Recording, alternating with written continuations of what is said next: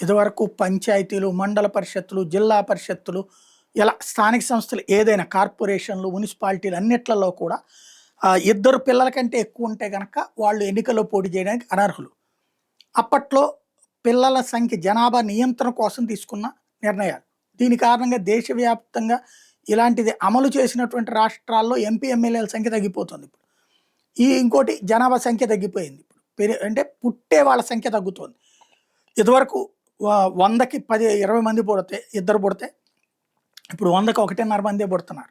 అలాంటి సిచ్యుయేషన్‌లో దీన్ని మార్పు చేయడం కోసం అని చెప్పేసి చంద్రబాబు గారు పదే పదే చెప్తున్నారు. పిల్లల్ని ఎక్కువ మందిని కానండి, ఎక్కువ మందిని కానండి అన్నట్టు. దాంతో పాటు ఈ రిస్ట్రిక్షన్స్ తీసేశారు. ఇప్పుడు మొన్న స్థానిక సంస్థలకు సంబంధించి కూడా రేపు రాబోయేటటువంటి దాంట్లో తీసుకుంటున్నారు. ఇప్పుడు లేటెస్ట్‌గా సాగునీటి సంఘాల ఎన్నికల్లో ఇద్దరి కంటే ఎక్కువ మంది పిల్లలున్నా కూడా పోటీకి అర్హులే అన్నటువంటి బిల్లు తీసుకొచ్చారు. శాసనసభ దాన్ని ఆమోదించింది.